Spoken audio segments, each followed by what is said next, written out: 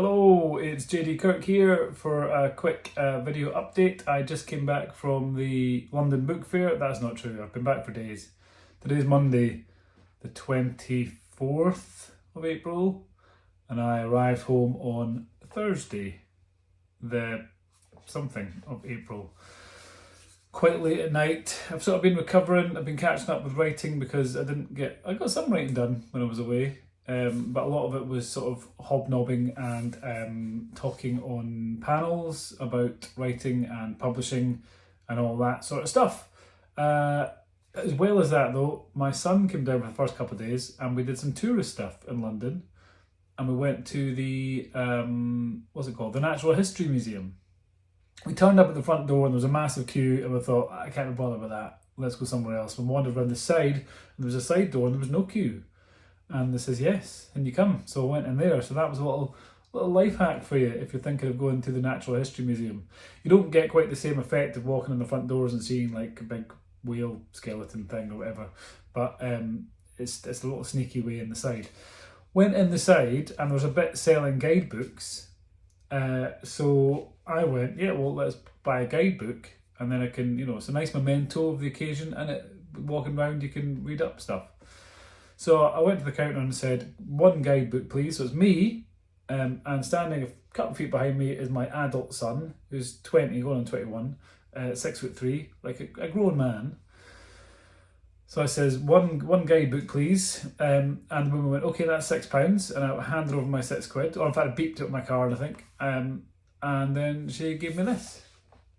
And I says, no, it was the one for grown-ups I wanted. And she went, I thought you'd want that one. Like, why the fuck would I want, what about me, a 6'4" grown man, standing with another grown man, makes you think that I want the kids-only edition of the guidebook? So I said, no, I want the one for grown-up people like me. And she said, oh, well, I'm going to have to refund it all then. And there's a big queue behind me forming at this point. So I went, I'll take that one then.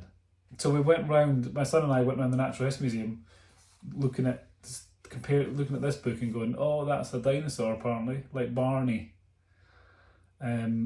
So yeah, that's a blue one.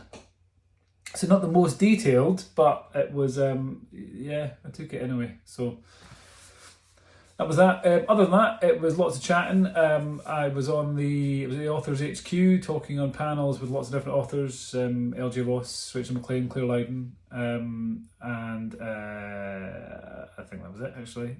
It should have been Peter Gibbons as well, but his flight got delayed and he didn't make it, which was a shame for him.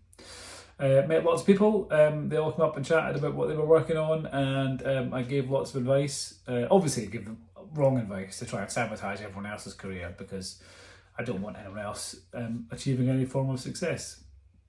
That's not true. I was very helpful, I hope. And then came back. It took me 12 hours to get home on Thursday. I left my hotel at 10:30 in the morning. I arrived back in my home at 10:30 at night. 12 hours of travelling. I mean, I did stop and have food and stuff, so it wasn't like it was 12 hours constant. I wasn't, trekking the Antarctic or anything. I was on a train for most of it and just writing. So that was quite nice. So I'm now back Monday morning. I've caught up with the writing that I fell behind on over the weekend, and I'm about to crack on with I think I'm up to about 70,000 words of this book. This is the 17th DCI Logan book, which will be coming out, I can officially reveal, in August, and it is called In Service of Death.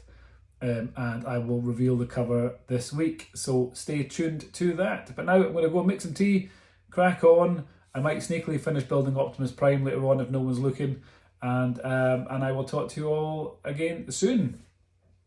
Bye for now.